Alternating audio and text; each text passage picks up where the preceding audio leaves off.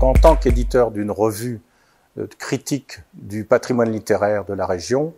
pour nous il s'agit surtout de faire redécouvrir certains auteurs qui ont été plus ou moins oubliés, ou de mettre l'accent sur un aspect lié à la région de certains grands textes littéraires avec des auteurs comme Victor Hugo, Marguerite Yourcenar ou d'autres auteurs encore. Alors en 1982, quand est née la Société de littérature du Nord, fondée par notamment Paul Renard et Bernard Alluin, il s'agissait de trouver un nom en lien avec le territoire, et en Nord est devenu le titre qui se présentait de lui-même naturellement pour cette revue.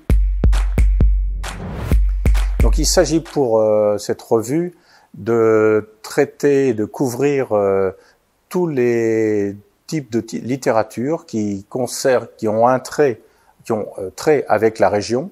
Et ça peut être simplement un auteur qui est né dans la région, qui a passé son enfance. Ça peut être aussi des auteurs qui sont venus dans la région et qui ont écrit sur des aspects particuliers de la région.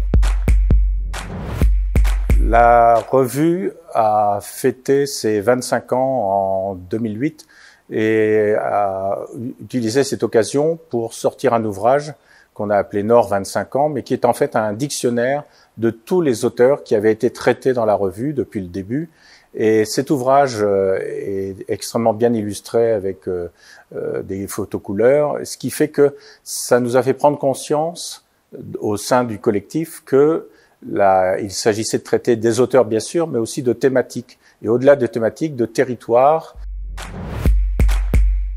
Ce qui est intéressant dans le travail d'édition pour une revue, c'est tout cet échange, tous ces échanges qui ont lieu et qui permet un peu de découvrir et de progresser.